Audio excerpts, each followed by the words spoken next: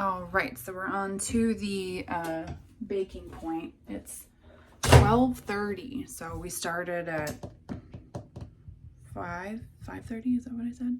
But I started with active sourdough starter, which I started last night. So now we're just going to prep the bread for baking, which I have the oven set to 400. So I'm going to set the phone up. Super ghetto video thing, because I don't know how else to do this. I don't have one of those fancy do things. Okay.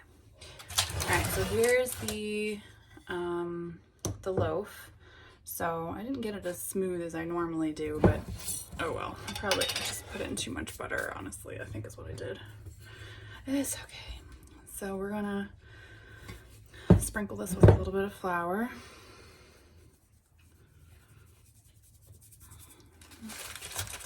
Give it a nice little brush.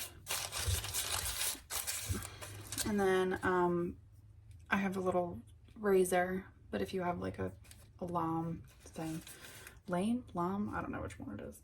You can put something, you know, pretty, going on in there. And usually cut pretty deep because I'm not doing an overnight fridge sourdough. It's a little tough to cut, but if you have a sharp little blade here, then usually works anyway. I kind of like really smash it down in there. And do a little leaf loaf. Honestly, it's the easiest thing to do with these squishy guys anyway. I like to get that one in the middle pretty thick down in there, because if you don't have it cut like this, then it will explode out in one side, so you have to cut it so that the steam escapes. All right, so that does that one. And then for our rolls here, ooh, look at that. You see how nice and poofy they are? You want to wait until they're poofy like this. And for these, I'm not going to put any flour on them because I'm actually going to coat them in butter when they come out, so there's no point anyway. So I'm just going to give them a little slice, because again, I don't want them to blow out. Because if you don't give them a steam vent, they're going to create one on their own. So just one little slit on the top will do us, and then cover. All right, we're gonna put both of these in the oven for 30 minutes, and then we'll check in. All right, so that was the 20-minute mark. I'm sorry, the 30-minute mark. And so I'm gonna check on you know what? I'm gonna check on the rolls first. So they look good. They're kind of starting to get their casing, but I do have to put them back in the oven with the lid off. But I'm gonna put some butter on them because it's gonna make it really good. So let's do, this is my homemade butter that I just heated up.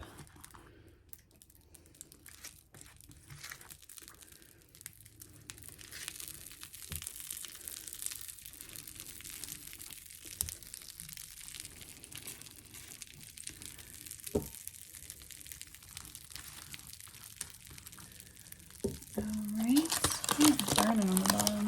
No, doesn't matter. Okay, so that is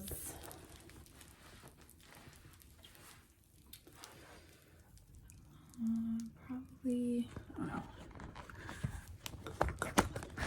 I'm the worst at these videos. Okay, and then we'll have to check on the other one too. So this goes back in, lid off with the butter on it. And then here is the other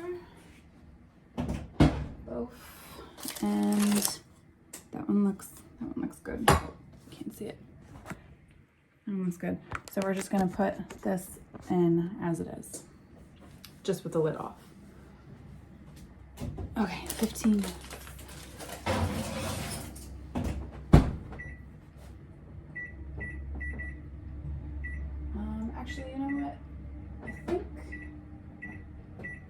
do 10 minutes because I'm afraid those rolls might burn on the bottom because they're smaller and they're in that pan. So I don't, just in case, I don't want them to burn. So 10 minutes. All right, so I have 2 minutes left on the timer, but I just took a peek at the rolls and I think they're done. So I'm actually gonna take them out because I'm paranoid they're gonna burn. Because they have a really nice coloring. So look at those bad boys. All right, so you can hear they're done. So my recommendation on these is to take them out and put them onto a one of those racks.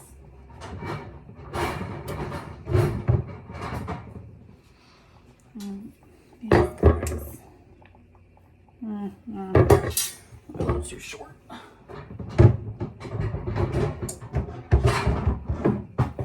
This one. And slip them out with parchment. Double check and make sure they're done. You tap on the bottom and it sounds hollow, and that means they're finished. Usually that like crackling sound is a little bit lower.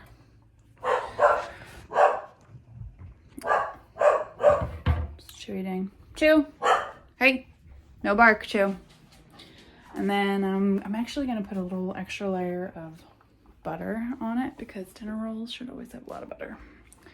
That's my opinion. So we're gonna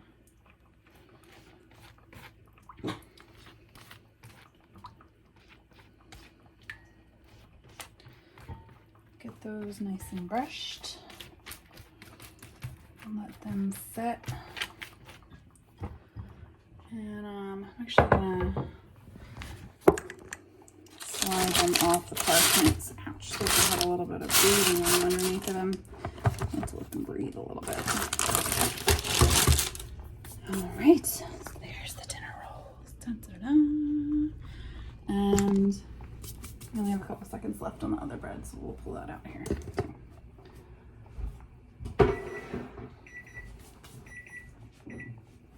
All right.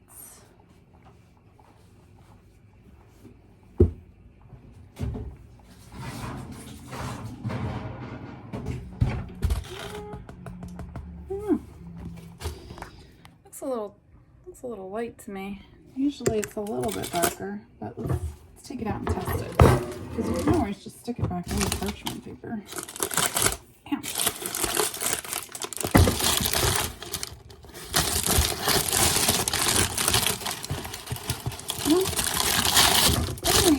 It really sounds hollow on the bottom.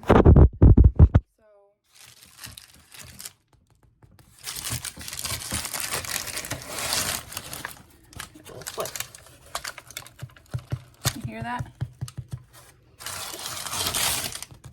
So we're gonna leave it because it's hollow and it's been in for the full time. What did I do the second time? 10 minutes was for the second one. So okay, so you're done now. Yay! Oh, I just wanted to mention that was a total of 8 hours with active starter. So, which is pretty impressive for sourdough, but also it's not going to have that really strong sourdough flavor, which is the reason why you normally eat sourdough, is for that flavor and for not having a yeasted bread. But we kind of use this for sandwiches, and so I kind of treat it like a white bread. So I don't really need that sourdoughy flavor. So 8 hours. So if you activate your starter at the right time the night before and start it with an 8-hour time frame, and I hit it several times with the folds, but I wasn't on it all day, but 8 hours total. So just so you know for calculations. All right, so I figured we should taste and cut them open to see the consistency. So I think we should just try the dinner rolls since they're probably going to be recommended to eat them warm anyway. think that the other loaf, I think I might give that a few before I cut into it, because otherwise it makes it weird. So these have been setting for like 10-15 minutes. So that looks pretty good.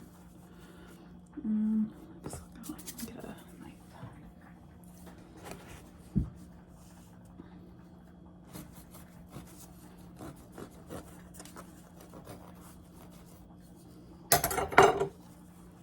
Ooh, that does look pretty good.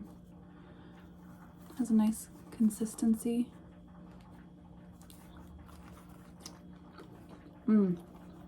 Very buttery. We did add a lot of extra butter on these. But the honey, this is the first time I tried it with the honey. And it is a little sweet with the honey. So I'm gonna use the honey from now on instead of the sugar, because, you know, I try to avoid the sugar. Well, they're good. So, okay.